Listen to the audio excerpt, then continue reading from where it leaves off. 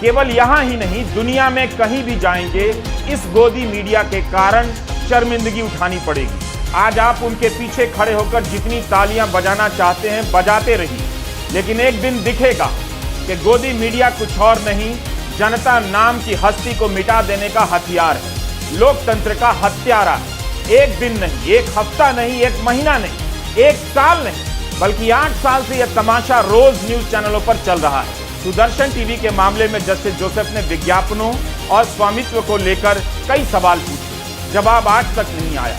राहुल गांधी ने विस्तार से बताया कि आज देश भर में घर घर नफरत पहुंचा दी गई है, इसी के खिलाफ भारत को जोड़ने निकले हैं।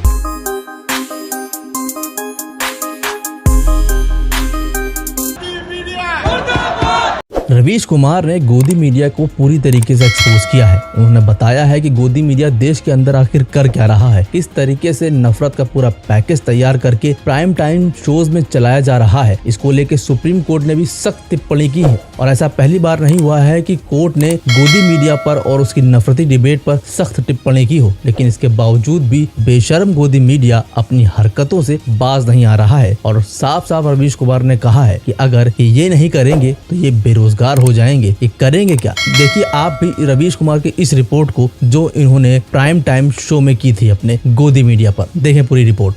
गोदी मीडिया ने हिंदू मुस्लिम डिबेट के जरिए न सिर्फ समाज में जहर फैलाया है, बल्कि राजनीति और पत्रकारिता दोनों के आंगन को गंदा और भद्दा कर दिया है।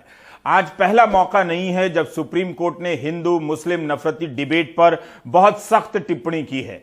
पिछले 2 वर्षों के दौरान कई मौकों पर हाई कोर्ट ने और सुप्रीम कोर्ट ने हिंदू मुस्लिम डिबेट और टीवी डिबेट के सिस्टम पर कई टिप्पणियां की हैं।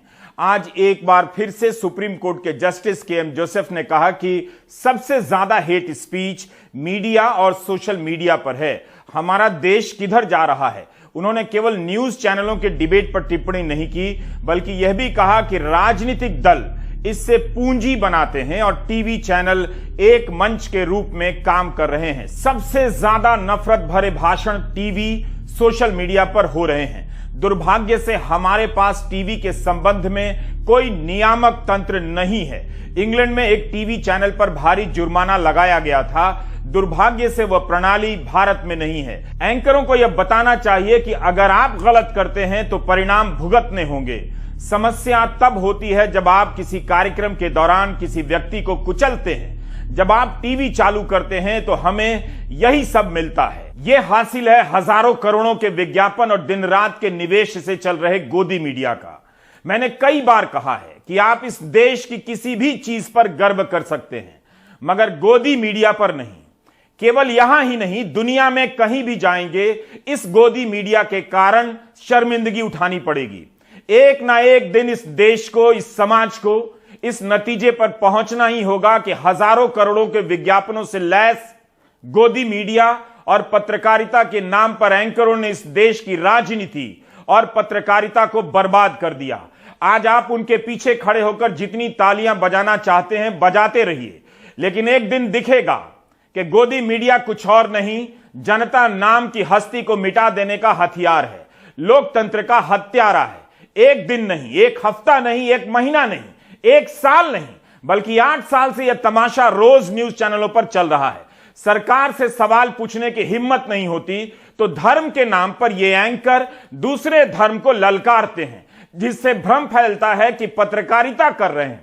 वो सवाल कर रहे हैं जो पूछने से लोग डरते हैं, ऐसा दिखाना चाहते हैं। जहां सवाल पूछना चाहिए, जिससे सवाल पूछना चाहिए, उसके सामने हलक सूख जाती है। Justice KM. जोसेफ ने ठीक पहचाना कि इस डिबेट से राजनीतिक दल लाभ उठाते हैं। सभी को यह समझ लेना चाहिए कि यह डिबेट केवल गोदी मीडिया के स्टूडियो में नहीं हो रहा, यह आता कहीं और से है। कई तरह से इस डिबेट के लिए माहौल पैदा किया जाता है। इस डिबेट को आप बीजेपी की राजनीति से अलग नहीं कर सकते। प्रधानमंत्री से लेकर गृह मंत्री और अन्य कई मंत्रियों के कई बयान मिल जाएंगे जो परोक्ष रूप से एक समुदाय को अक्सर निशाना बनाते हैं। कपड़ों से पहचाने जाने का बयान हो, या पाकिस्तान में पटाखे फूटने का, या फिर गोली मार देने का बयान हो, या शाहीन बाग में करंट लग जाने का बयान, इन बयानों की आड़ में और इनकी शह पाकर गोदी मीडिया ने नफरती मुद्दों का जहर समाज में फैला दिया है। यह डिबेट 2 तराजुओं के बीच संतुलन का नहीं, बल्कि इसकी प्रकृति साफ साफ मुसलमान विरोधी है।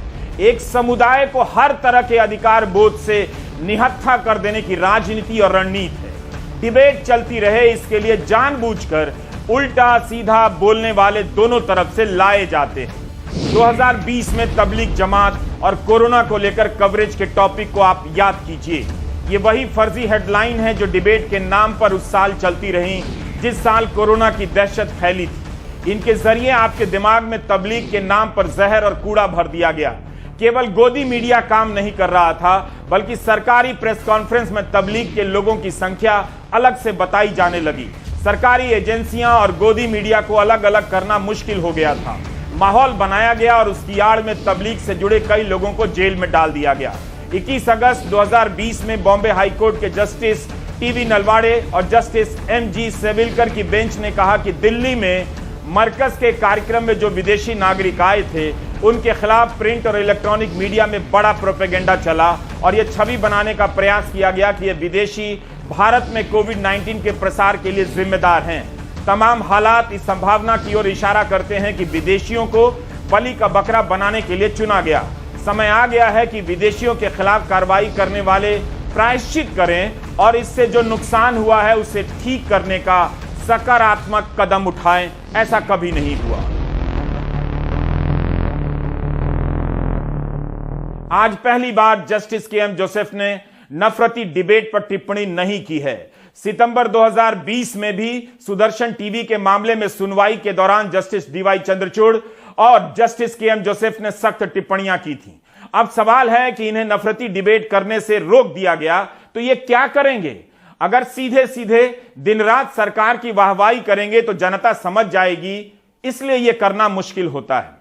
इसलिए धर्म के नाम पर डिबेट खड़े किए जाते हैं ताकि ये दूसरे धर्म को ललकारते हुए नजर आए, सवाल करते हुए नजर आए। नफरती डिबेट का सिलसिला किसी ना किसी रूप में चलता रहेगा। यह सिर्फ खराब और ऊंचा या जोर जोर से चिल्लाकर बोलने वालों तक मसला नहीं है। राहुल गांधी की भारत जोड़ो यात्रा 15वें दिन में पहुंचने जा रही है। जयराम रमेश ने ट्वीट किया है कि 283 किलोमीटर की यात्रा पूरी हो चुकी है। हर दिन राहुल 20 किलोमीटर से ज्यादा चलते हैं। इस यात्रा के शुरू होने से पहले की प्रेस कॉन्फ्रेंस में राहुल गांधी ने मीडिया की भूमिका को लेकर गंभीर सवाल उठाए। एक सवाल स्वामित्व का भी था, बल्कि 2 साल पहले भी जस्टिस के.एम. जोसेफ ने यही सवाल उठाए थे। सुदर्शन टीवी के मामले में जस्टिस जोसेफ ने विज्ञापनों और स्वामित्व को लेकर कई सवाल पूछे, जवाब आज तक नहीं आया। राहुल गांधी ने विस्तार से बताया कि आज देश भर में घर घर नफरत पहुंचा दी गई है, इसी के खिलाफ भारत को जोड़ने निकले हैं। तो देख लिया आपने, रवीश कुमार ने गोदी मीडिया को पूरी तरीके से एक्सपोज किया है, उसके एजेंडे को बताया है, भाजपा आरएसएस के एजेंडे को बताया है कि वो किस तरीके से मीडिया को कैप्चर करके अपनी गोद में बैठाकर देश में सांप्रदायिक माहौल तैयार करके अपनी सत्ता की रोटियां सेक रहा है। और साथ ही साथ ये भी कहा है सख्त टिप्पणी करते हुए कि गोदी मीडिया के पास और कोई काम नहीं है, क्योंकि देश के मुद्दों पे उसे बात करनी आती नहीं है और अगर वो ये नहीं करेगी तो बेरोजगार हो जाएगी। आप क्या सोचते हैं रवीश कुमार की इस रिपोर्ट को लेकर? हमें कॉमेंट सेक्शन में जरूर बताएं। साथ ही अपना सपोर्ट हमें देते रहें, हमें आपके सपोर्ट की जरूरत है। चैनल को सब्सक्राइब करके नोटिफिकेशन बेल जरूर ऑन करें। अगर वीडियो अच्छी लगे तो चैनल को सब्सक्राइब करें और अगर अंधभक्त हो तो निकल